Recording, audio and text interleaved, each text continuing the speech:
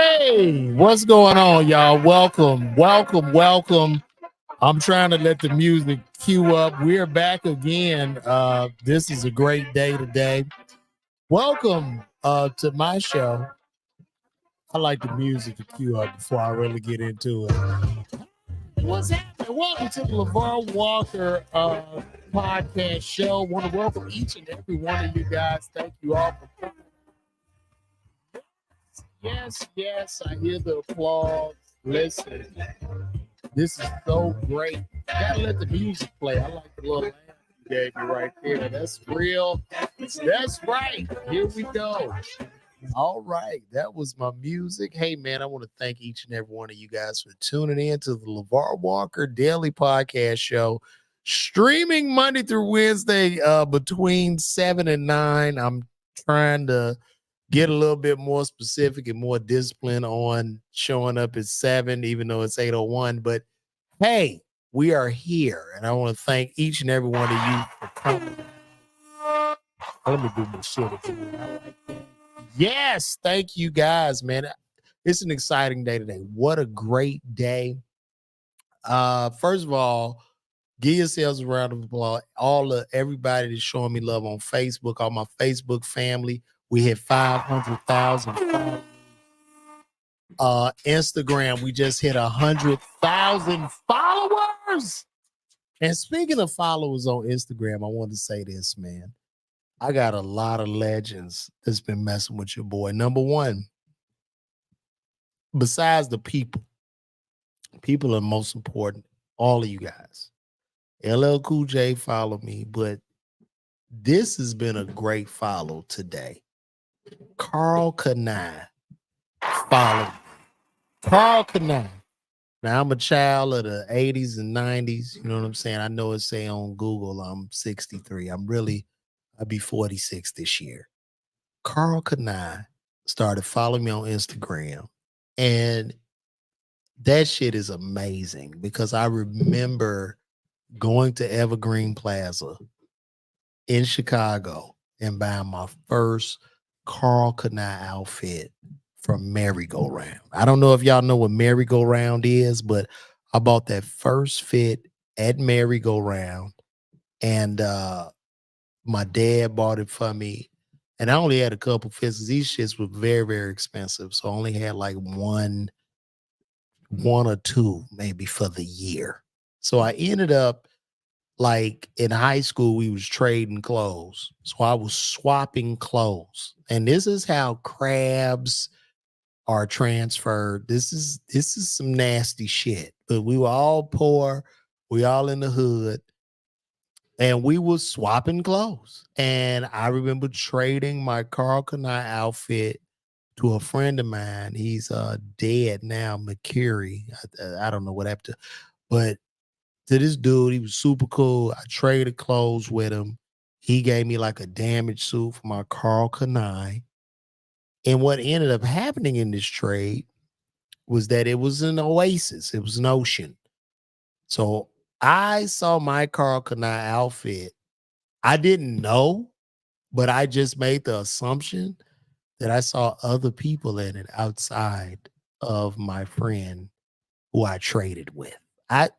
I swear to God, I saw about 5 niggas in my Carl Kanai outfit, like literally. Like it was just going down and down. And then I would get clothes. We were all literally trading Carl Kanai used and damaged jean outfits in high school. Shout out to Simeon, man. Debbie Samples, I see you. You just came in. But we were trading these clothes. And matter of fact, my mom got so pissed. She was like, yo, daddy paid all this money for clothes. Where are your clothes? And we went to retrieve these clothes. And we went to my friend's house, and his mom was selling crack. She sold crack out of the back door. Like, it was people in and out of the yard. And my mom is just so like, what the hell going on? I think they selling dope in here, LaVar. And she went and retrieved my clothes in her Buick Skylark, and we drove home. It was very embarrassing, but Carl Kanai was dope. Like there's no Yeezy, there's no black designer that walks around here without Carl Kanai. Carl Kanai was even before FUBU. Carl Kanai shit was fresh.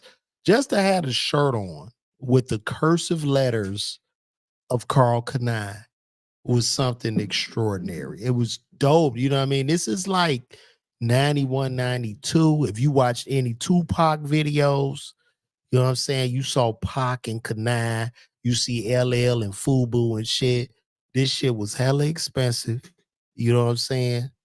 And we was rocking that shit. We was vibing, man. If you had on Kanai, that was dope, boy. Fresh. Do you hear me? That was dope, boy. Fresh. You didn't get no fresher than Carl Kanai. So to have this man follow me on Instagram. When I saw it, I got so excited. I tried to call several people. I called my little brother. Ain't nobody picking up right now, though. I called everybody, man. I was happy about that, man.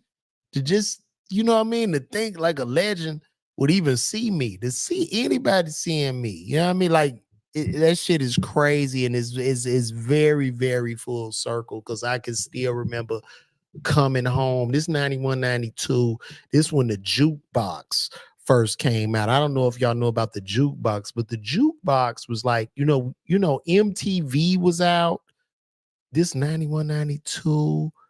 I think, well, BET was out, but Jukebox came out and just killed the game. Jukebox was a channel for any young people that's listening. We all had cable. This when cable first came out, maybe 2 or 3 years after cable came out, they had this thing called Jukebox, right? And you were able to like literally get on the phone.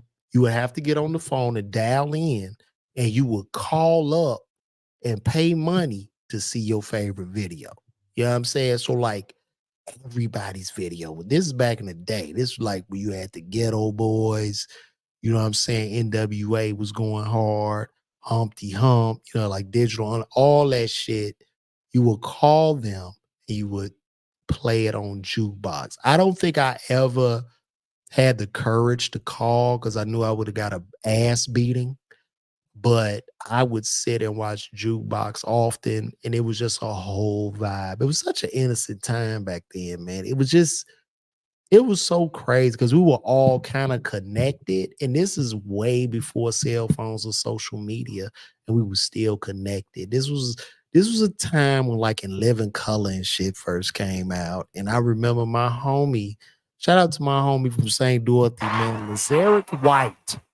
Because Eric White, a member of Phi Beta Sigma, had called me. He's like, yo, man, you seen this show on Fox called In Living Color? And I told them, man, and they had all these crazy people, just so funny, man. Tommy Davidson, who I just taped the new season of BET's Comedy with. Shout out to him. And he was just phenomenal on that show. You got to meet Tommy Davidson, David Allen Greer. We talk. He follows me, man. So it's just full circle for me, man. And I just can't be any more happier. Like this was just amazing. And I was happy today because today I had to go pick my son up some medication. He had to go to the doctor. So I picked his medicine up and I went to CVS and I sat in the in the in the damn drive-through for about 40 minutes, man. And I'm just shaking my head. I don't know. Well, first of all, I'm gonna say this. I think a lot of retail pharmacies such as CVS, Walgreens, Walmart, CVS and Target, I just think they losing a battle right now. Well, that's first and foremost, because I don't think people are really going into those stores. A lot of those stores, they have like super marked up prices. And when I was working as a pharmacist, I would often get a discount. And the shit, my discount just bought the shit back to regular price. And that was a 20% off discount. So they are losing. But then at the same time, I'm sitting in this parking lot for 40 minutes And I'm, reminiscing, I've only been out of retail pharmacy for a couple of years, but I'm like, damn, dude. I remember working in there and just not having the help, not having the support, not having staff. And, a lot of these corporations, they just don't give a fuck.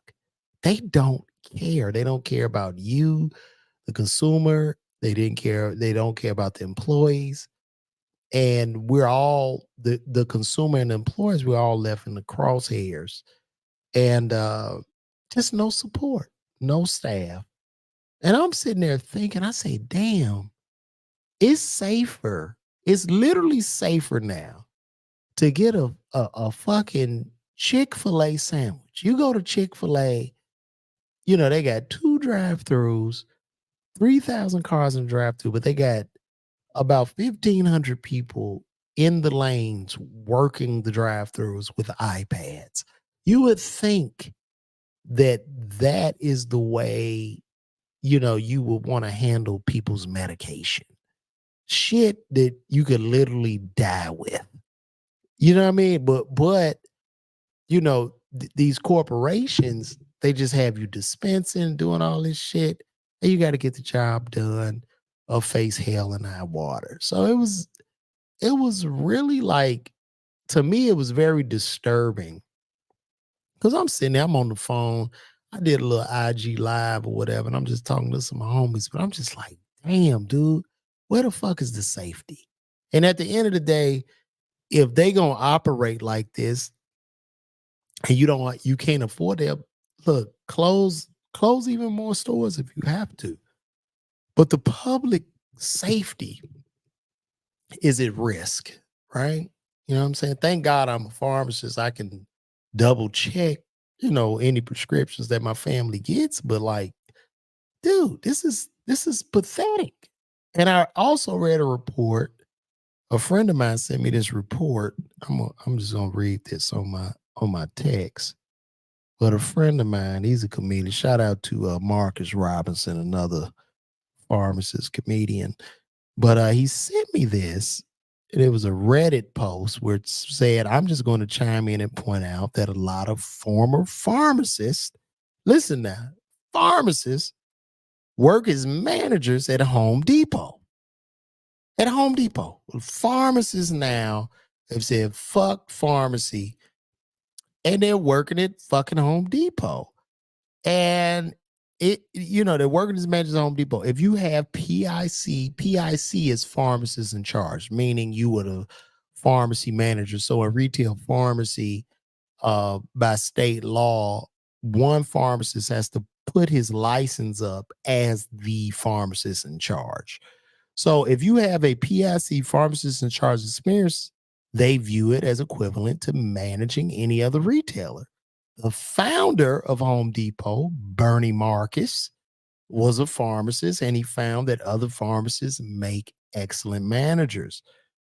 And then this shit ends as, I am making more money as a manager at Home Depot than I did at CVS as a pharmacist. And he goes on to say that the working conditions are infinitely better, not 2 times, but infinitely. Do we understand what infinitely is? That shit is like, nigga, from here to past the moon and the solar system. That's how many times better it is. So shout out to that pharmacist for getting out of there and I guess doing what he loves to do with the wood and sheetrock and shit, all at school, and do that. And I'm not mad because I went to pharmacy school and earned a doctorate degree, and here I am, a clown, just talking to strangers and doing what I do. So I cannot. Matter of fact, I'm happy for this particular guy, man. Um, but that's very interesting, man. Like, we really need to work on healthcare. I don't know if they need to get, you know, some more. I don't really like getting government too involved, but shit, man, y'all gonna need to put some safety precautions in, because there's no way a pharmacist can do, 600 prescriptions, 100 vaccines, and run a drive through, answer the phone, fucking go on the computer, call patients, call doctors, get prior authorizations. It's fucking ridiculous. And to corporations can be cruel because corporations have no face. Corporations are Wall Street. Corporations are kind of us, like whoever invests in a 401k or buys blue chip stock and shit. We don't care. We just all want a return.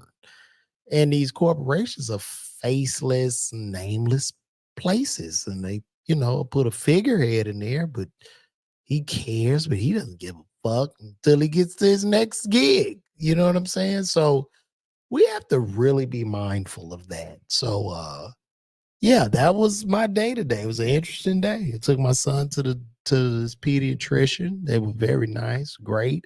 But what pissed me off, I'm gonna tell y'all something what pissed me the fuck off about going to this pediatrician. They still wearing masks. They still doing fucking mask mandates. That shit had me hot. So I get to this place and I look at the window. They say there's a mask mandate. It's 2023. It's hot.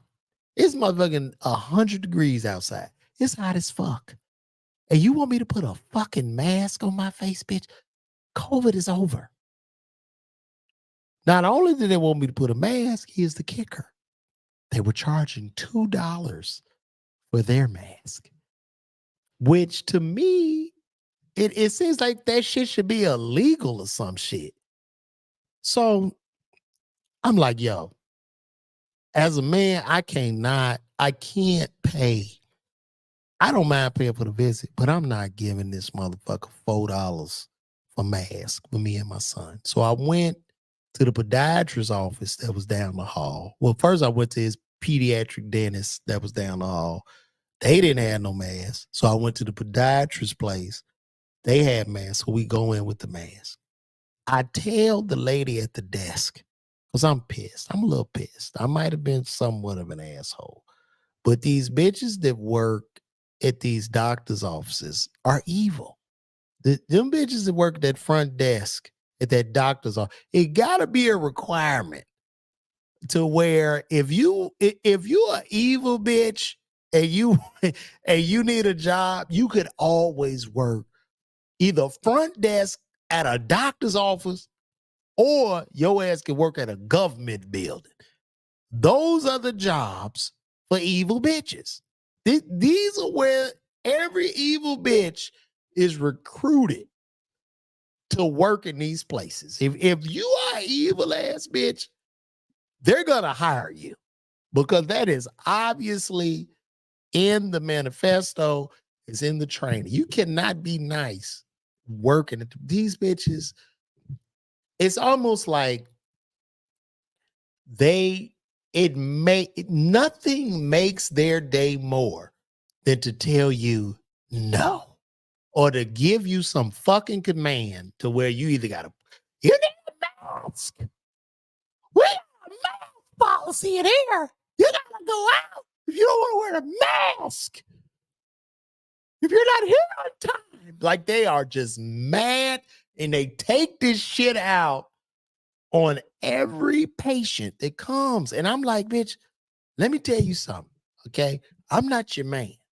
Whatever he did to you, you're not going to take this shit out on me and my child. So I come in there and I'm pissed because I go find the mask because I'm an asshole. So I got the mask on. And I tell the lady, I say, why? I said, what, is this the last place that has COVID? Is this it? Is there all the last people with fucking COVID? I say, COVID is everywhere. I said, bitch, no, it's not. No, it's not. That's where they got intense. And she gets mad. I just say, listen, I gave her my child's name. So let me just go in here. You know what I mean? We sitting there. It's hot as fuck. That mask shit burns my balls. Okay. We sitting there with the mask on. I just pulled my shit down to my chin so I could breathe. Okay.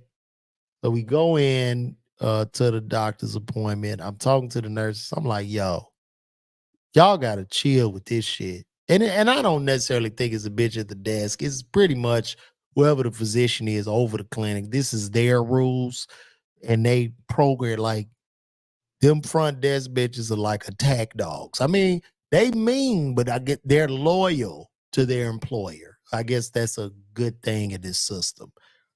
But man, that shit had me so fucking hot. But I said, you know what, fuck it. I gotta get his shit. But when I come into a place now and they like have a mask requirement, I'm like, man, fuck y'all. I'm like literally ready to move all my profiles and shit. Like, I don't have time for this shit. Ain't no mask in the emergency room, the hospitals. And you know what I'm saying? On top of that shit, I walked in line. I went and got the jab. I'm vaxxed. The fuck? You know what I'm saying? Like at this point, it's totalitarianism. It's to command you to do what the fuck I say. I hate that, bro. Like just do what you do. Like fuck, ain't nobody. Why I gotta do this? Cause you miserable? And you find happiness in telling me to put this shit? Like, come on. So we do it. You know what I'm saying? I was like, you know what? I ain't gonna get into a big deal, but it pissed me off. And you know, we left and I called my wife. I'm like, yo, this bitch is still requiring mask. Still. That's ridiculous. Stop. Relax. I need every healthcare professional, if any, because a lot of my friends that I went to school with and shit, uh, you know, they physicians and they got offices. Listen, y'all, stop that mask shit. Let people take the shit. It's over. It's over. Fuck. I don't even know if the shit. I'm not gonna say it didn't exist because there was some lives lost. But come on, man. That shit over with, bro. Like, so just stop it. So I'm gonna start this off today. You know what I'm saying? We back. Like I say, we are back. And I saw something interesting where Adrien Broner. Let me pull this up. I'm getting a little bit better here. Adrien Broner and Jay-Z. Let's see. All this here. So let me bring this up. So Adrien Broner apologized for disrespecting Jay-Z, Diddy, Floyd Mayweather, and more. Adrien Broner issued a public apology to them and several other celebrities in an attempt to atone for past missteps. Let me give y'all a bigger screen here. Damn. Where my screen's at, bro? Okay. All right. He posted a lengthy open letter over the weekend in which he took accountability for negatively impacting his relationships over the past decade. MFs let their emotional feeling get to them. Broner began in reference to himself. I'm just a real N-word and I wear my heart on my sleeves.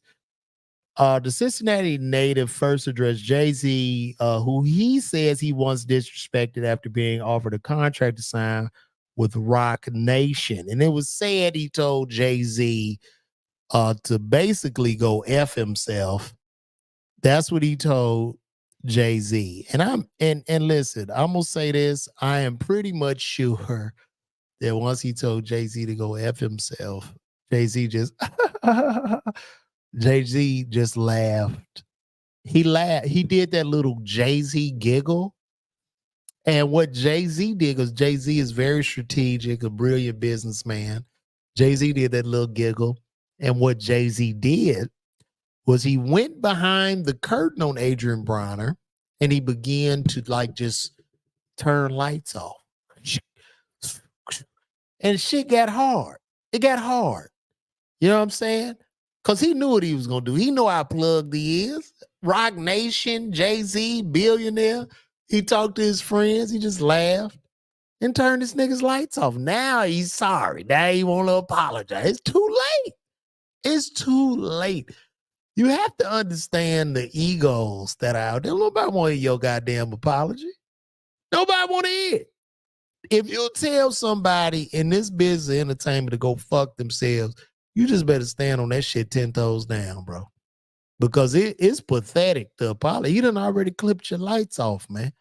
It ain't coming back. He ain't gonna turn it. He ain't gonna say, "Oh, man, I really appreciate that, yo." And like turn no, bro. It's done. It's done. And to any young brothers that are watching this, understand this game of life is chess. It's not checkers, nigga. It's chess. You have to be strategic. You can't wear your heart on your sleeve and let your emotions get the best of you. And that's hard. That is very, very hard. And that is why I speak against all that street nigga shit and niggas wanting to kill each other, because you niggas is weak. You emotional. You wear your heart on your sleeve. You make these fucking instant second decisions that impact you for a lifetime. And it's just not worth it. That's why I speak against it. And he fucked this up. He turned his back. He turned against all these people. Now the money's dry. Don't nothing make a motherfucker more humble than when that goddamn money get dry. Now you done found the Lord. When the money get dry on the celebrity, you done found God. Now your ass doing you doing things for the homeless. You're such a great person without the money. You're so great. You're so nice. You a deacon? You doing toy drives for the children? I know. Why is that? Is it to get the money back? To get in good graces with the people? It's not gonna work. People see through that shit. You're not genuine. They see through it. They want to watch you suffer. This is the nature of human beings. Understand, not all humans. There are some outliers who would generally be like, it's all good. But for the most, we talking 98%, bro. So you have to really, really be careful. Yeah, they making commercials and shit. Debbie Samples said they doing all kind of shit. Just anything, any fucking thing to keep shit hot. And it just doesn't ever work. You shitted on Jay-Z, the guy. Let me see. Who else did he shit on? He shits on Jay-Z, shits on McMill, he shits on Rick Ross. Just literally everybody this guy shitted on, and Floyd Mayweather, who I guess would be big bro. You know what I'm saying? He the boxing champ trying to give you some game. You shitting on all these people, and it's too late because they're gonna hold that shit. And I'm a very petty person. God forgives, I forgive, but I never forget. Okay? And I'm petty. And these people are petty. They're just like me. We're all the same. So whenever you do some shit out here in the world, especially for my young brothers, ask yourself how you would react. Before you shit on somebody or do some shit, be up. You better be up. I'm talking about damn near $1 billion. So we gonna move right along from that. And damn, let me get this mouse back over here. We're gonna move right along from that and keep it going. This fucking Ron DeSantis, I need to talk about this guy. Now, I have a lot of views. Some of my views will be considered quite conservative because, you know what I'm saying? Like, I believe in us. I believe in our people. I believe in myself first and foremost. And I don't believe in I don't feel like crying to no white man. I'm just gonna be honest with you. Fuck all that crying. I'm a man. I gotta figure this shit out. I gotta pull this shit out the ground the best way the fuck I can. Okay.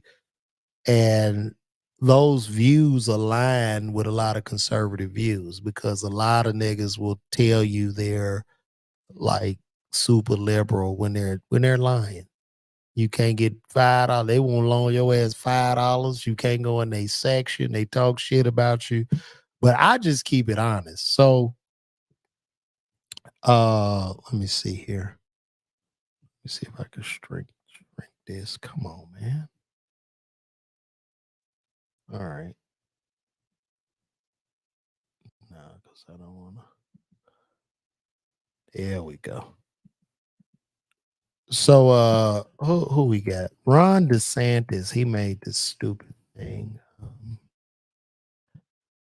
Ron DeSantis, who is the governor of Florida, he did some shit. Ron DeSantis and slavery. And I did a post about this earlier if you've been following my page. But this asshole, and here it is here. Let me show that. Okay. So this asshole goes on to say DeSantis defends Florida curriculum that suggests slaves benefited from forced labor. I'm gonna say that again. DeSantis defends a Florida curriculum, a curriculum.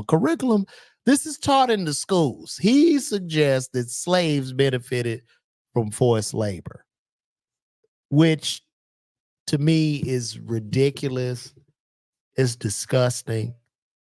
And he should be ashamed of himself, because if he believes that, then he should allow his children to go into slavery. Let me own them. Okay. His children. We got to go 400 years where I can pass his kids down as objects to my kids. Like a Rolex. We were like Rolexes. We were, black people were heirlooms to these motherfuckers. Like they passed us down from generation to generation. So he needs to let me bring these children here. Let me be their master. And their children, I give them to my kids. My kid keep passing them down for 400 years. And then we see if this is true.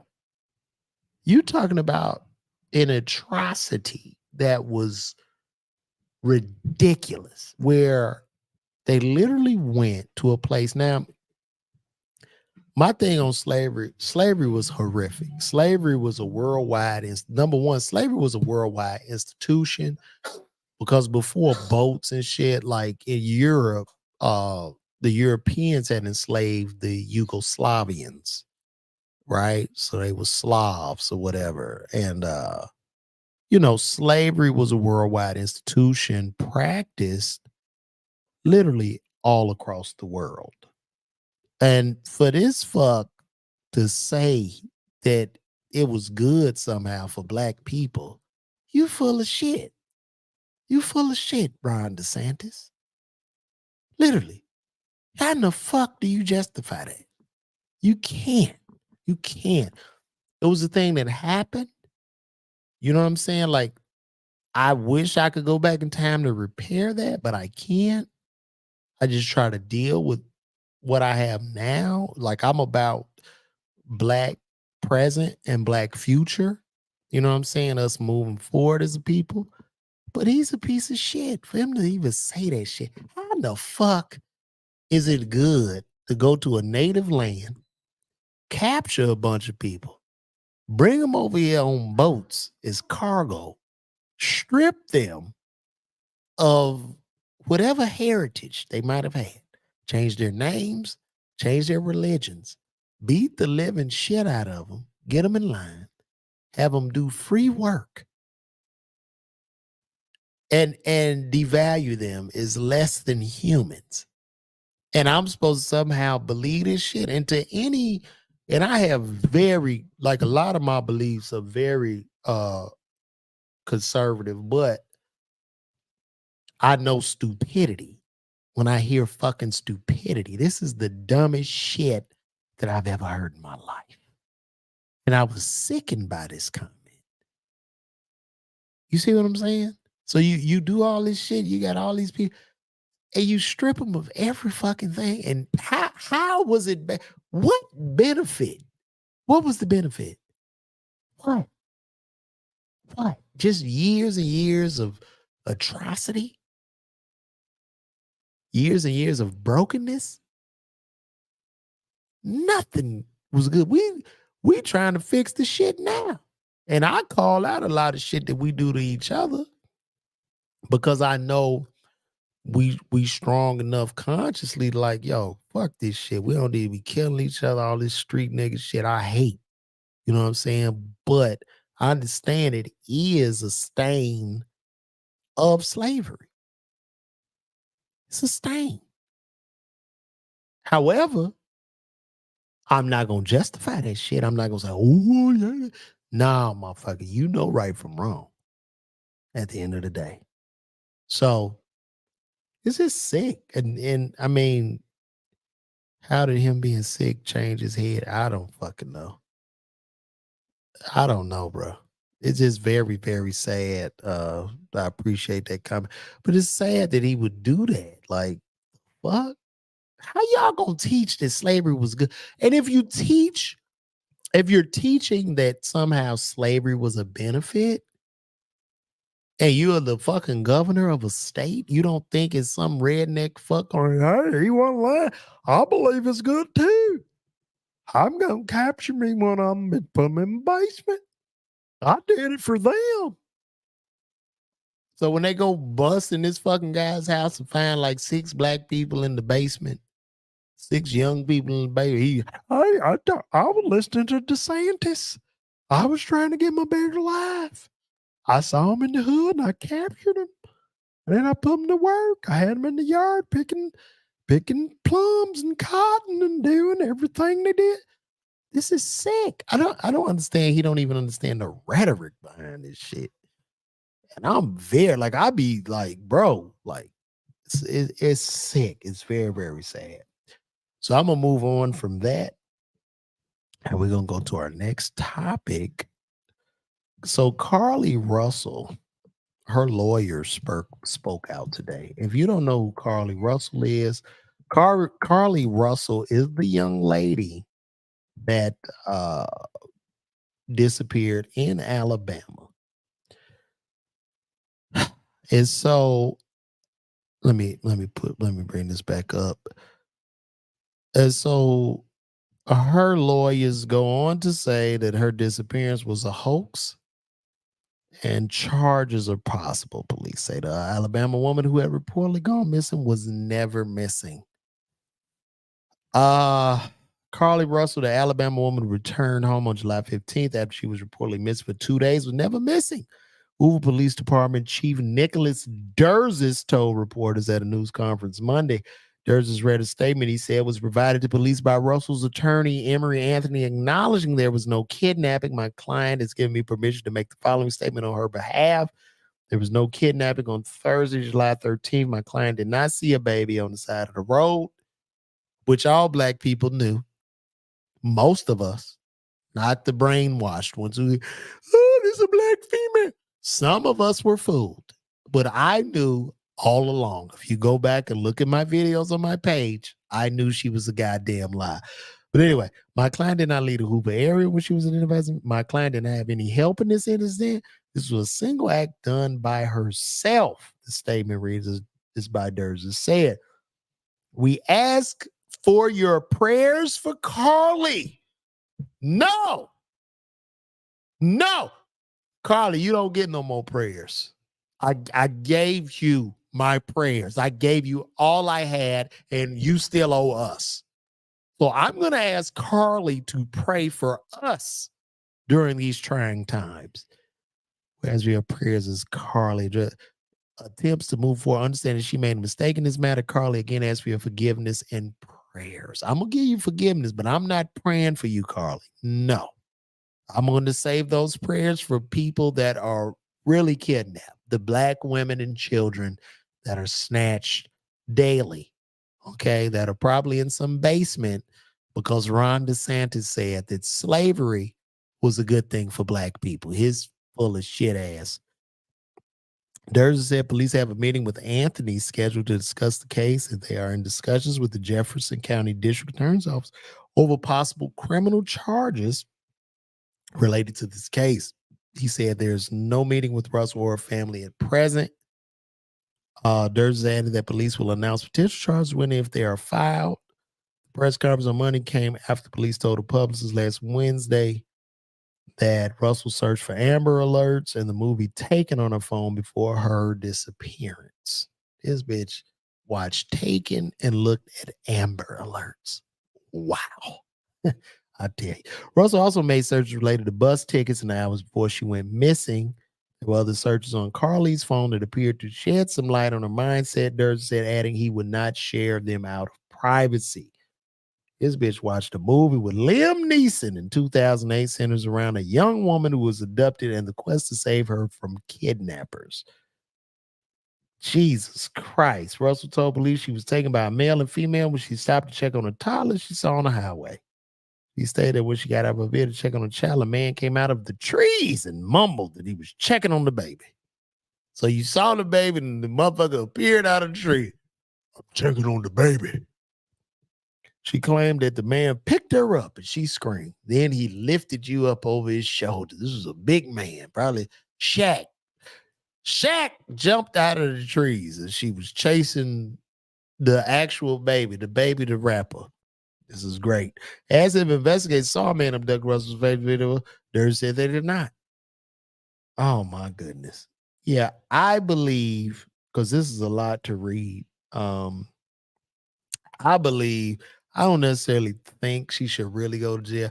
I just think they should hit her with a fine, just make her pay back those man hours that were used and diverted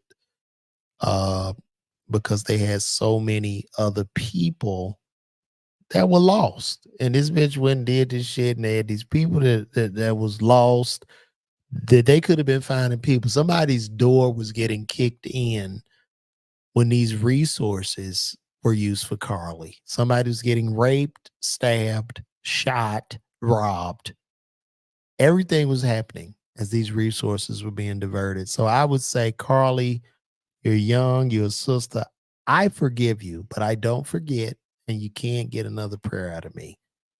So moving right along. Also, Kodak Black and Boosie got into it because Kodak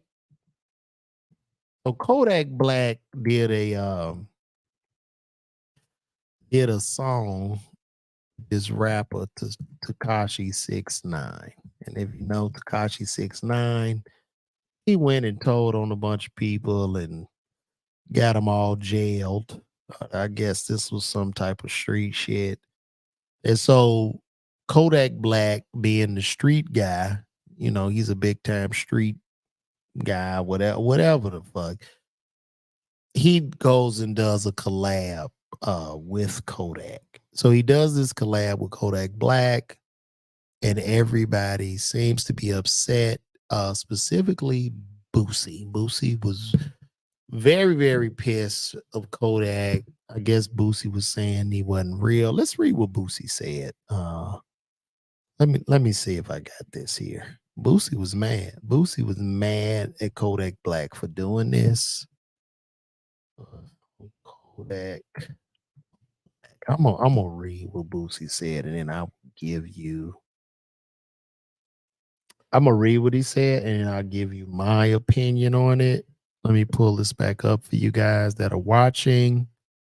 Let me pull that in my stream. And so Boosie's son came in, Tootie Raw. Tootie Raw is Boosie's son. If you know, he got into it with Charleston White, another grown ass man he didn't have any business talking to.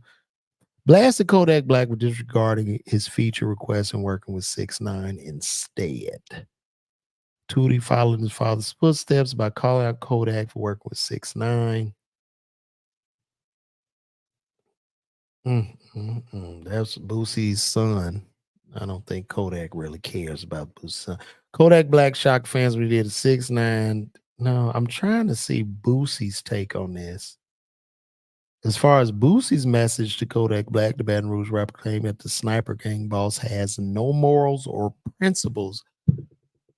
Boosie said that Kodak has no moral or principles. I have to reiterate this all the time. There's no fucking honor amongst thieves. If you in the streets, ain't no fucking honor, man. Everybody is a criminal. I don't give a fuck about you. And the expectation is you pretty much don't give a fuck about me.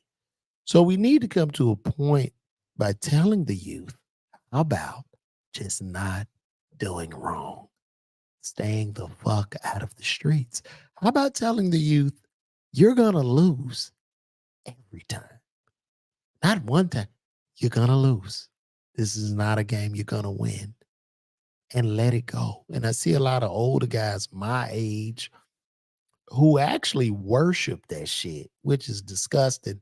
They kneel to the altar of it, and they ain't even really in it. These motherfuckers got families, they working jobs and shit, and they still praying to the altar of the street myth shit. And he says that nigga Yak, Boosie says that nigga Yak F me up. He said I wonder how all of them Zoes feel, dog. I know them Zoes fucked up right now. I mean, bro, first of all, Kodak Black went and got him a bag. And you know what? I'm gonna tip my hat to Kodak for this, for just standing up like, bro, I don't care what you think about me. I don't care about your opinion. Your opinion is none of my business. Now, I'm not justifying anybody. I'm not a street guy, but at the end of the day, you know, I get it. I understand why people are upset because of 6ix9ine, but at the end of the day, everybody needs to be responsible for their own lives. Always point the finger at self because it's empowering. Don't try to point the finger at nobody else for your downfall but you. That's empowering because you're going to learn from it. So any L you take is not a loss. It's a lesson. Let's say that again. Any L you take is not a loss. It's a lesson. So why don't we as a community just denounce this shit? I'm not, you know what I mean? Like in the 80s and 90s, we proud our street cousins. Fuck that shit. Nigga, no, you're doing wrong. So I'm not about to sit here and give you a badge of fucking honor. And that's where a lot of our subculture that we identify with is that's where we go wrong. You know, I'm not giving you a badge of honor for this shit, bro. You killing your own kind, nigga. I'm not, you know what I'm saying? I get it. Yeah, you make an album for other people or other races to profit off of us. But I can't sit here and celebrate this shit. And that is why hip hop sales are declining overall. A lot of these rappers are canceling a lot of tour dates. Okay. So it's definitely changing. So shout out to everybody like the youth. I'm starting to see a change. I'm starting to see the light kind of crack through. So, you know, I'm not mad at Kodak Black. Kodak, get your bag. I think he was paid $1 million for the feature, allegedly. I don't know this for fact. I don't know any of this shit for fact. But I think he was paid $1 million for that. He got his money. And actually in the rap called 6ix9ine a snitch for whatever that matters. And then people like arguing online. And I was telling the guy, you know, on Twitter, I said, yeah, bro, you know, he was talking about, man, I can't believe Kodak. I said, bro, don't nobody give a fuck. Nobody cares, man. Nobody. They still gonna go buy his music. Gunna is at the top of the charts. Nobody gives a fuck. So I salute the youth now because they are definitely separating. These kids are smart. They've done better than us because they've been able to separate entertainment from reality. That's what they're doing now. So if you are a rapper, nigga, you might as well just rap real. Like, you know what I'm saying? Even if you just a regular dude that just sit in the house and wake up and check Instagram, think about it from a numbers perspective. It's probably 200 million dudes that do the same thing. You rap about it, you know, they feel included. Now you got a community. So that's what it is. But we're going to move right along. Hope you guys are enjoying this. Let me know in those comments that you are enjoying this. Oh, we picking up on YouTube with all 17 of my people on YouTube. No, 15 on YouTube, 22 on Facebook. Shout out to all of you guys. I really appreciate you guys for tuning in and showing me some love because I'm building this shit brick by brick. So that is that. And that's it. One more thing. Jamie Foxx, he's made his comeback. Shout out to Jamie. I thought Jamie was out of here, man. I thought he was gone. I'm kind of a pessimist in a lot of ways, and a good friend of mine. Rest in peace to my friend Clay Evans, who passed. Who was the tour manager for Lil Duval as well as Ti.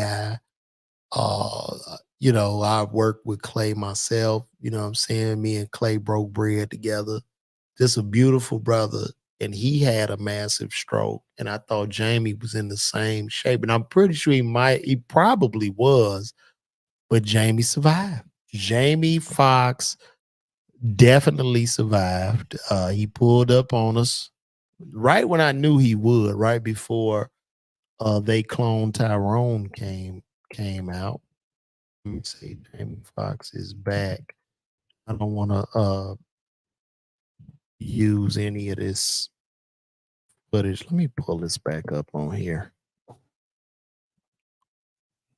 Yeah, Jamie Foxx is back, y'all. He is back. Shout out to Jamie, man. So he shared a video, a hospitalization video, and people were comparing him. They still trying to call him a clone. People don't want to see you win. I mean, he done definitely lost some weight in his face, as you can see right there. He's lost some weight, but that's typical. I mean, if you hospitalized or damn near in a coma, you're gonna lose some pounds because you're not eating. But I'm just happy to see the brother back. He's definitely an icon and national treasure. And such a talented man. So I'm happy to see him back. And his hairline is still intact. Great hairline. What a great. I mean, Jamie has one of the best. He has one of the best plug-in hairlines I've ever seen in my life. I mean, LeBron should have really took a page out of his book because Jamie's hair transplant is solid. I mean, I don't know like when the dye comes out how it looks or how sparse it is, but this is great, man. This is really great. So shout out to Jamie Foxx. And I guess we're gonna end this, man. One of the questions I wanted to ask myself, one of the questions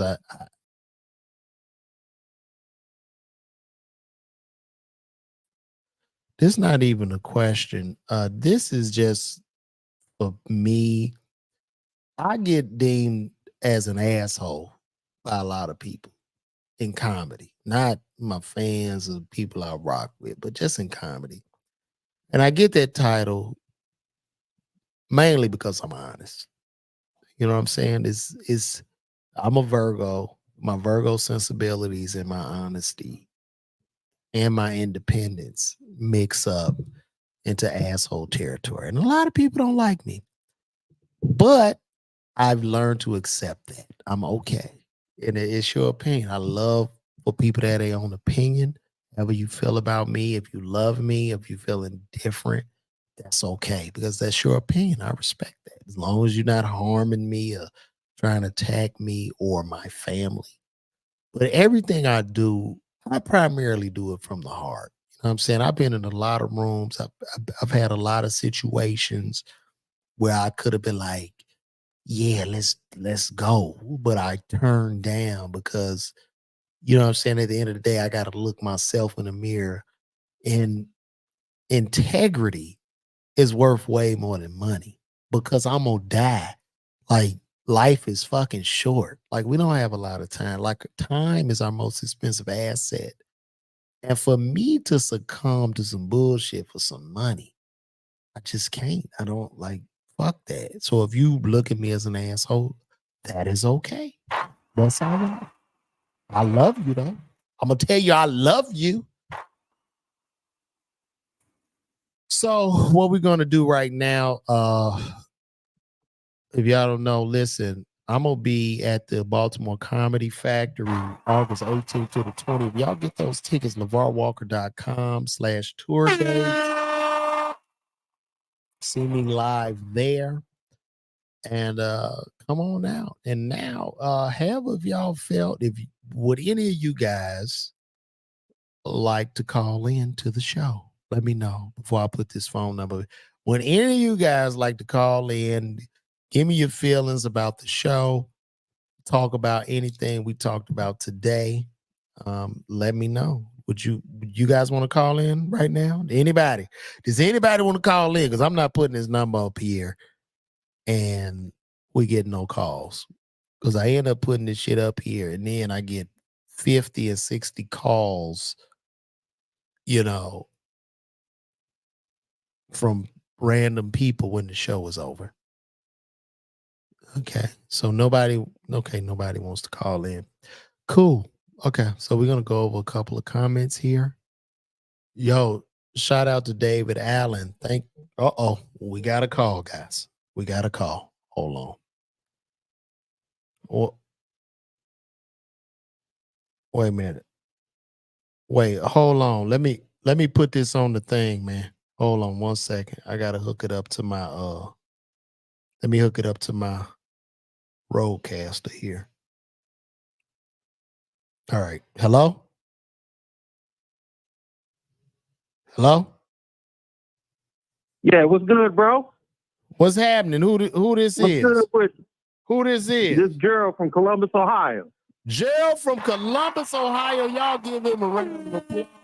Shout out to Gerald, brother, man. Thank you for calling in. Everybody gets nervous when they call in here. I don't know why. You know what I'm saying? I just like to show love to the people. But what's going on with you, brother Gerald? What's popping? Man, let me tell you something. I love your show, dog. I love your show. Don't change nothing about it. Man, I ain't changing nothing, man. Listen, Gerald, I'm standing on my own too like a man, bro. And you know what I'm saying? I'm building this shit brick by brick. You know what I mean? And I appreciate your support, brother. That's real shit. You know what I'm saying? Not a problem. Not a problem. That's how kingdoms are built, brick to brick. I've got a lot of offers to do shit with people and all this that I've turned down. I said no. I looked at a couple of them. I said, how did you get to where you are? Didn't you dig in the soil? Did you not pull it out of the mud? And they look, yeah. I said, well, nigga, I'm about to do the same fucking thing. And if it means me doing it inside of my dining room, I'm at the dining room table, brother. Okay. I said, fuck it. I got me a little mic. I got my headphones, and we gonna build this shit. And look, in a couple years, you be like, Gerald, that's you. I'll be like, yeah, man, we here, baby. You know what I'm saying? When this shit is through the roof, people gonna be like, he ain't started that shit on no goddamn dining room table. He lying. And then they'll be like, nigga, that nigga an Illuminati. I know he Illuminati. You know what I'm saying? Like, that is the story. And Gerald, they go, look at you and go, man, you wasn't the first callers in that show. You always lying, Gerald. Get the fuck out of here. Like, that's what's gonna happen, bro. So I really appreciate you calling in, Gerald. So you listen to the show. Do you have any knowledge you would like to share on any of the topics that we went over today? Unknown caller. Guys, hello. Wait, I see people calling. Gerald? Shit. He must have hung. Let me see. Gerald? Hello? To accept, press 1. To send a voicemail. Hello? He must have hung. Let me see. Hello? To accept, press 1. To send a voicemail. Can you hear me? Yeah. Hello? Hey, it's Mom. Mama? Hey, sir. All right, y'all. We got my mama in the house. Hey, mama. My mama called in. What's up, mama? What's going on? Mama, we ain't going to be on here all day now because I got other people calling. What's up, mama? We're not going to be on day. I ate a burger wrap, and it was so good. I had my first burger wrap. What kind of burger wrap? Where'd you get the burger wrap from, mama? It's burger inside of lettuce. No bread. You didn't get no bread, mama? It was no a lettuce bread. wrap with just meat? Well, No. It was a burger and lettuce. It was a burger delicious. and lettuce. Shout out to my mom for getting a burger and lettuce. So, Mama, what made you get a burger wrapped in lettuce and no bread? Are you dieting or what's going on? Well, no, my stomach was hurting a little bit. My stomach was hurting a little bit. Well, how do you feel now, Mama? It's much better. Cool, Mama. That's good. Where'd you get the burger wrap from? Let me get him a shout out. I got it. I made it in the kitchen. Oh, my mama made a burger. Hey, get my mama's burger wraps. My mama wrapping burgers and lettuce. Well, I'm glad you. And I don't know if we didn't know. I don't know if them restaurants want them lettuce. Well, Mama, we didn't know about them burger wraps when I was little, so I'm glad. We would have looked at that crazy when we was little. Like, Mama, why you got the burger and the lettuce? We want some McDonald's. Wait a minute, Mama, why you got burger and lettuce? We'd have been crying. No. Mama, we want McDonald's. We don't want a burger and lettuce. You like White Castle. You like White Castle. Yes, we did. And nothing like the little small burgers. Shout out to White Castles. Everybody in Chicago go to White Castles to get them choke burgers. I know you got to take a dookie after that. A lot of constipation with the White Castle burger. I'll tell you what, I'm going to keep on making my wrap burgers because I washes my lettuce. I hear that, Mama. Well, that's good. Well, Mama, let me go on because I got some more people want to call in. I love you. What was that? Love you too. Mama, is that your music playing? Take that music off. Okay. Mama, was that your music? Hello? All right, Mom. What the hell was that? Taylor Swift. Because oh my goodness, man! I hope I don't get dinged for that, man. I don't know what that was. A song played, but listen, my mama's gone. If y'all want to call and if anybody else would like to call in before we wrap this up, if not, that's cool. I'm just gonna go through the. I'm gonna go through. Yo, sorry about that, Greg. I don't know what happened, bro, but sorry about that. But we gonna go. Okay, Darlene asked, said, "Wow, I haven't heard Carcanine in a minute." And merry-go-round. She's a Chi-Town honey. Damn, bro. Sorry to hear that.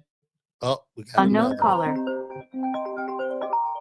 Lord, wait a minute. Hold on. Yellow. Accept. Press 1 to send a voicemail. Hello. Yo, dog, I got disconnected. I'm back. Gerald, you back? Could you hold on 1 second? I got to run to the restroom. Hold on. Man, do what you got. Hold on. Lord have mercy. Let me go to the restroom.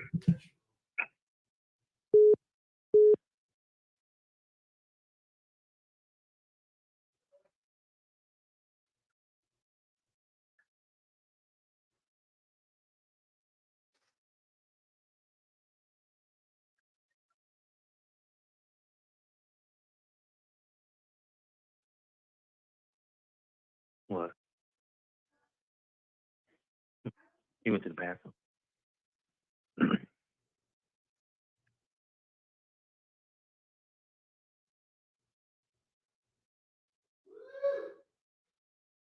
Oh my God.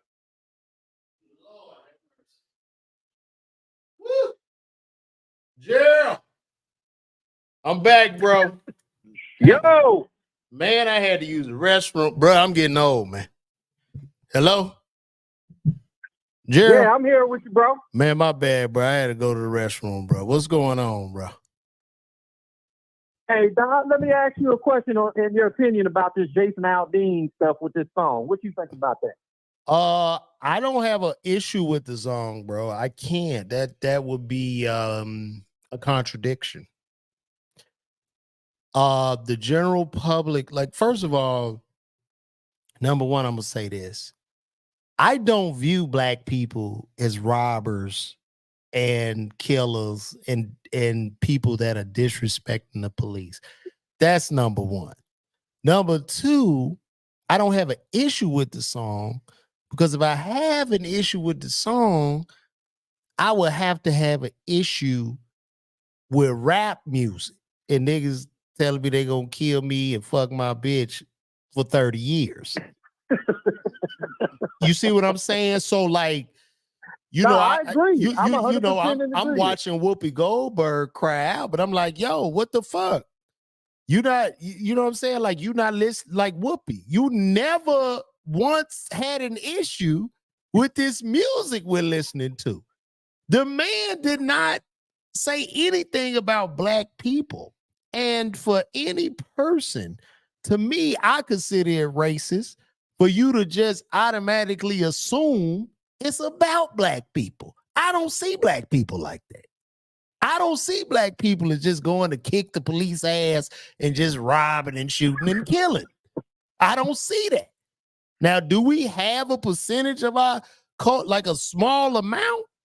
You know what I'm saying? Like with our subculture that you know does that shit. But bro, most of us, man, we just law-abiding citizens. We trying to do the best for our families and shit. So I have no problem with the song. I live in an all-black community, and the people here, if a nigga come in here with some shit, we got something for his ass. We have something for his ass, like the rest of the world. It's not a racist song. It's a song about standing up for something. You just gonna let a motherfucker come, kick your fucking door in, rob you, pillage? Is that what you're gonna do? In the name of blackness? Hey, get the fuck out of here. Like, man, these people are tripping, bro. It's hypocrisy. Well, I watched the video and I looked at the lyrics, and I just, for the life of me, I couldn't figure out what the problem was.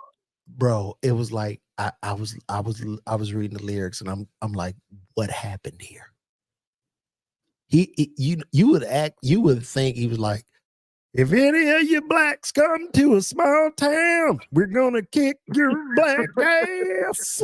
We're gonna knock you out of the small town. We got Jim Crow. I didn't get it, man. You're gonna get on the back of the bus.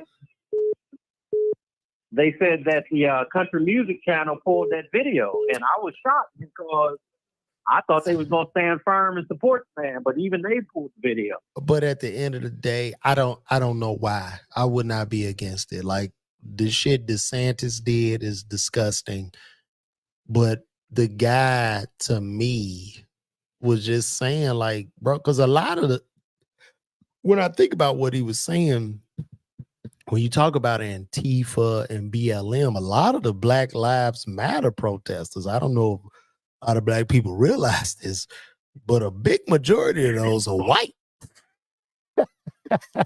Yeah. A large majority are white that are out there fighting. I'm seeing white people in a black cop's face telling the Black Lives Matter and trying to kick the black cops. So it's just a lot. Like, I'm like, yo, like, what is this about? I am not mad at that song. I don't, you know what I'm saying? You would have to view your own people in a certain light to me. And like, I'm like, nah, B. I really think there's a lot of Black America that don't have a problem with this song. I don't think so either. But people are scared to say that. Media. Yeah. See, I don't mind speaking up for intelligence. You know what I mean? If you want to give me for people that want to give me a coon label, hey, I wear it proudly. But like, I'm talking common sense, and I'm talking being proud to be black and standing in my blackness and not looking for handouts and shit. Hey, if I'm a coon, so be it. You know what I'm saying? But I did not have an issue with the song. You know what I'm saying? I'm not like big in country music, but I don't think it was a lynch mob anthem. You know what I'm saying? Now, I will say this, like, I live in Atlanta. Okay. Our homicide rate has dropped 35% since we locked up Young Thug, And since Young Thug has been in jail, since Young Thug and Lucci, YFN Lucci have been in jail, our homicide rate has declined 35%. Now, when they were out of jail, I didn't see no niggas having no problems with none of the shit they was talking about. Kicking your goddamn black ass, kicking your black ass and kicking your dough in and fucking your bitch. Nobody seemed to be mad. I didn't see Whoopi Goldberg speak out about it. I was shocked. But now, once again, it's bullshit, dog. It's just another thing to distract. You know what I'm saying? Like, this is what we have to pay attention to. The biggest thing we're facing right now is classism. Understand? Yeah. Classism is accepted. It starts when you get on that Delta flight and you got that coach ticket. And you got to walk your ass to the back, regardless of color. If you didn't buy that first class ticket, take your po ass back there by the bathroom.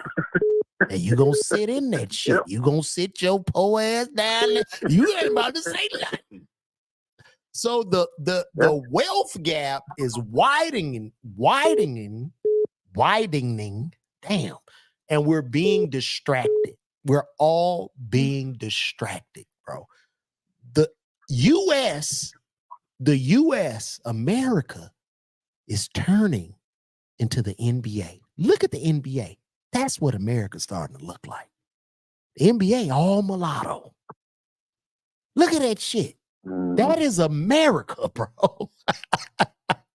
We got all this race mixing and shit. Like, come on, man. We can't, like, a lot of elitist niggas, they want to hold on to, it. But, bro, the times are changing rapidly. Right, it's changing. And I think that this is not the 1930s. Don't like black folks. I think that's the problem. That stuff is changing too fast for them, and they losing control. But I think those that don't really like us, I don't know. I don't believe personally that they have enough power to control my life. Like, there's no place I can't go. I mean, if I got the money, I can buy the property, right? You see what I'm saying? When you think about these rapping ass niggas that tell you they gonna kill you, shoot you, all this shit, guess where they live? With the rich white folk. Why they fucking you up? They live with the rich white people. They not live with your black ass. But it's a delusion that we gotta wake up, man. Read between the lines, bro. Like, I'm not, you know what I'm saying? Like, it's whatever, man.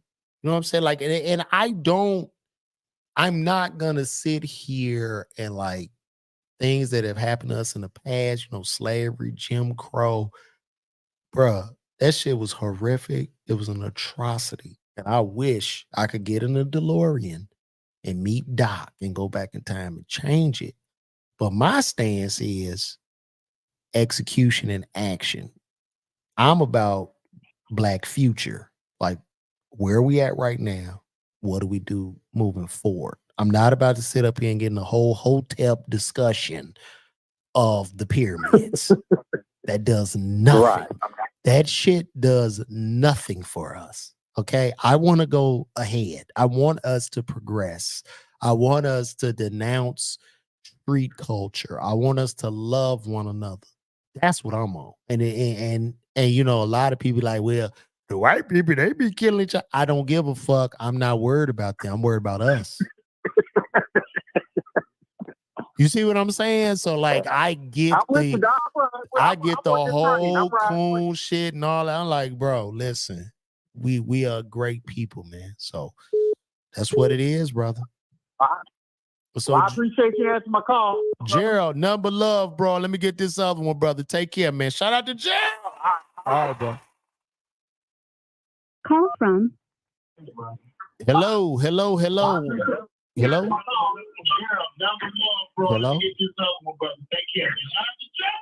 Can you hear me? Hello. Yo. What's happening? Welcome to the LaVar Walker Show. How you doing, brother? What's your name? I'm great, man. My name's G, man. Y'all give it up to G for calling in, man. You one of the first callers on LaVar. Where you from, G? From Indianapolis. We cousins, man. I'm from South Side of Chicago, so you know you right down the street, man. Yeah, I figured you was in the backyard somewhere. Man, you already know what's going on with you, G. What's happening, bro? Man, I'm cooling, man, hard, man. I really just wanted to pick your brain on something real quick. Okay, cool. What's happening? If you don't mind. All right, you got. I know you got children. I heard you say. I got one child. Yes, I have one son. Yep. Okay. All right. Well, let's just. You got cousins and sisters and things of that nature. I'm quite sure. One brother. Right, so, yeah, cousin. I got all that. You got some little sisters. I mean, cousins, little girl cousins, or whatever. Hell, your mama. Right. Anybody. Yeah. We're just thinking of a woman right now. Okay. So now, would it be okay for your mama or whoever, any woman you love, to go downtown in Chicago and walk around in a bathing suit? Oh, hell no. Why would they want to do that? Any kind of bathing suit. In downtown Chicago? Okay, so no. why wouldn't they? I mean, well, downtown Indianapolis, downtown Atlanta. Is it okay? I mean, are they at the pool? Are they at the beach? What are we talking about here? Are they just walking around? Downtown. They just downtown. They're in public. In the city? Nah, bro. Nah. Why? Why is it not okay? What will be the reason? I just want to ask you, why? Okay, well, so why would it be? Would it be okay for me to like just be walking downtown in my drawers and no shirt? No, I don't think it's okay. But I'm asking, why do you think it's not okay? I just think it's okay. I would just feel like that would be somewhat inappropriate. Like, what are you selling? Right. You feel me? Like, are you selling pussy? Exactly. Or what are we doing here? What are we doing? We selling pussy? Like, exactly. Right. It would just be inappropriate, and it would go back to that Dave Chappelle joke of, just because I'm, women say, well, just because I'm dressed like this, that doesn't give you the right to accuse me of being something. And that Dave Chappelle joke is like, yo, he was in a police officer costume, and some woman came up, hey, I need help. And he was like, whoa. It's because you see me in a police officer costume that mean I'm a cop. Right. You know what I mean? Right. Exactly. So it's just the same thing. Okay. But if a woman is at a beach or a pool party, I get it. You know what I'm saying? But like just to be on some that's what I wanted shit. to bring up. That's what I'm coming to next. Like, so why would it be okay for? Because this is saying now. This is my take on it. Like, I don't want anybody looking at my woman, my wife, when she is like exposing herself. Like, that is not for grown Black women to do, because now another man can lust after my woman, and that's not okay. Because now, just imagine if you have a beautiful wife, you got to think, man, we are the most messed up people, Black people. We the most messed up people. Mm-hmm. So imagine you have a beautiful wife, and now somebody wanted to give you an opportunity. Trust me, man, it's probably done happen in your life, man, but they see the type of family you have, and they see you already an awesome guy. Mm-hmm. So now they like, fuck, I give this nigga this opportunity, man. He already got a fine woman, his woman back him up. You know what I mean? They give you an opportunity because they see you got that woman that look good and all this other stuff. Now they don't want to give you the opportunity, but it goes further than that. We're supposed to protect our women. Right. If we can't protect them, if we let them go to a beach party, I don't care if it's a beach party full of adults. Mm. Our women, Black women, they not supposed to expose themselves. Period. Like, we supposed to, because how can I protect her when she come back and be like, this guy did this at the pool party? Like, that's how we hunt, baby. Well, I see where you're going with this, but I'm going to say this. I mean, my wife that I love and cherish, she wouldn't do that. That's just her personality, right? But sometimes we have to understand, like, men, the thing about hoes is this, man. A hoe is going to be a hoe. And it's very hard to take a hoe out of her natural habitat. You see what I'm saying? So you can't. It's very difficult You know, it's almost like you get a lion and you bring the lion home and you expect this lion to act like a cocker spaniel.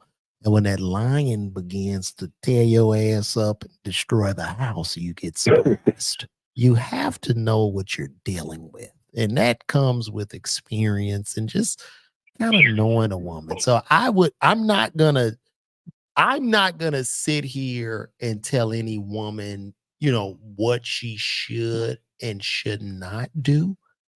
All I could say is I would hope, you know, if I was dating or in the dating pool, I feel I would attract a woman with discernment. And, you know, she's just not a whore. Like, you know what I mean? Like, it's not, and I'm not even saying you necessarily a whore if you want to be provocative, but it's like, God damn, like, what are we doing here?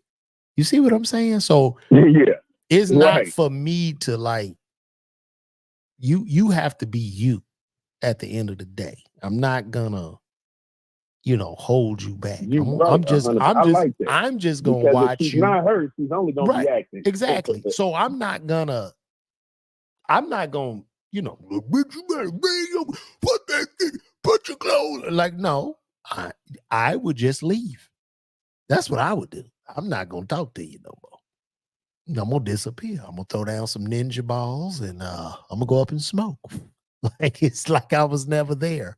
And that comes from me, you know, as a young man going through, you know, I dated women, heartbreak, you know what I mean? And you just develop that third eye. And that's just for your third eye to kind of sniff out. You know what I mean? So Yeah. that's how I feel about it. I'm 100%. not gonna, you know, we in a different day, you know, women do want to express themselves, you know, this, that, whatever. But, you know, you got some that don't have dads and misguided. But, you know, like I say, to They each his got own. Do I excuses feel what it? they have. Yeah. So, you know, to each his own, but I wouldn't necessarily stick around. That's just me personally.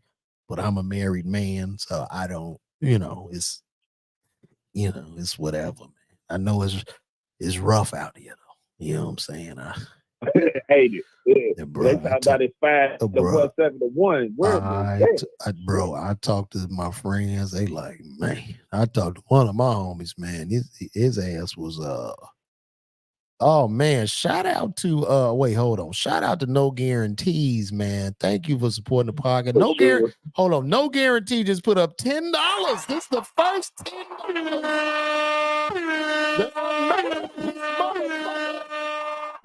Yes. No guarantees. Thank you, brother. But like I was saying, bro, like, you know, to each his own, as far as me. And I would just say for men, if you don't prefer that, you know, just leave a woman alone and get back to fishing, bro. Like, you know what I'm saying? I wouldn't, you know, let her be her, but it might not be for you. So that's where I stand, brother. That's where I stand, brother. Yeah, man. I just wanted to pick your brain on it, man. See if I was all the way in the red or was I No, you're not wrong with how you feel, bro. You know what I'm saying? You're not wrong. I understand where you're coming from. I understand, you know, to be a protector. I even offered, like, but I look at it like this, bro. If you want to go swimming, then we can go rent a room. I'll rent a spot where it can be us privately. And you can put on that whatever it is you want to wear.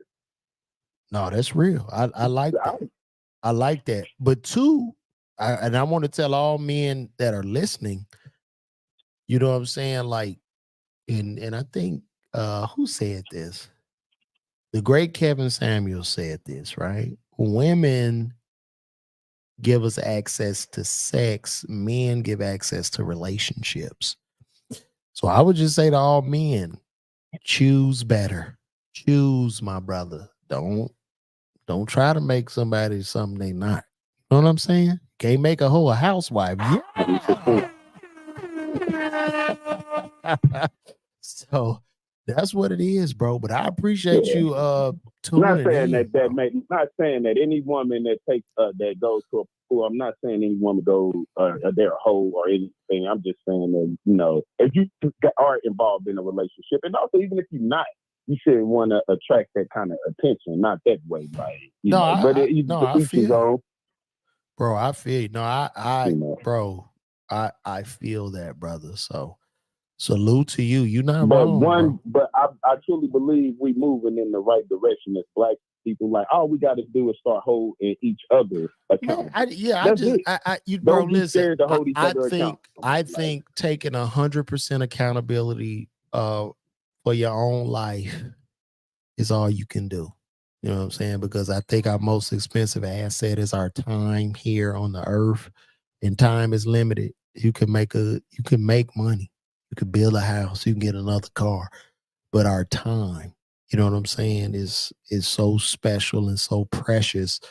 And in that time, just guarding that time and really, you know what I mean, taking responsibility to that and just living a good life, being a good person, helping your brother, your sister.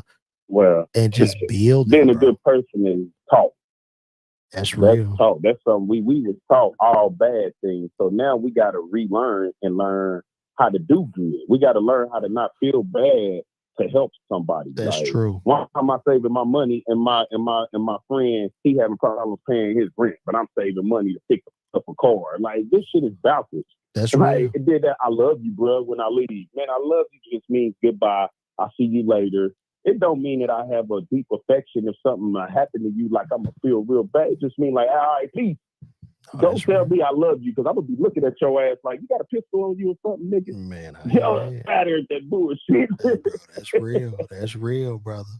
Well, look, man. Hey, bro, I appreciate you calling in, man. I appreciate your support. I appreciate the love. No problem, man. Shit. Hey, man, number love, salute, man. When I get to Naptown, man, come holler, pull up on your boy. And two, you can check. Man, shit, man. I'm gonna try to check you out, man. Yo, you could check me out on the new season of BET's Comic View, hosted by Naptown's own Mr. Mike Epps. So you check that out, bro. So look, number love, appreciate you. I'm gonna check you out though, man, and I'm gonna keep checking you out, man. I wish I'd have caught the show. I could have commented on some of the shit. I caught you kind of late. Yeah, I'm gonna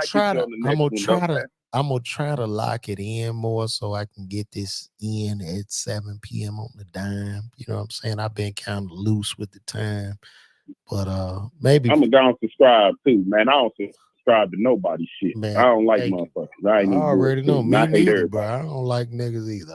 I'm with you. We the same. When your birthday, man? I don't like bitches either. I don't like nobody. Like I don't like bitches. When your birthday, bro? When your birthday? July 5th. Oh, you a Cancer, man. Everybody, my wife a Cancer, my brother. Shout out to the Cancers, man. You're a Cancer, man. Well, I'm always vibing with Cancers, bro. So good. This has been a great conversation, bro. We gonna rap, man, more, man. I'm gonna be calling in, man, checking in and shit, man. So I'm gonna stay in tune with you, man. Hey, thank you, I got brother. Real life shit that be going on that can, help other brothers, when, like, shit. Let us know what other people think. Yes, sir. Yes, sir, man. Well, thank you, man, for calling in, man. Listen, man, I'm here Monday through Friday, man, between 7 and 10.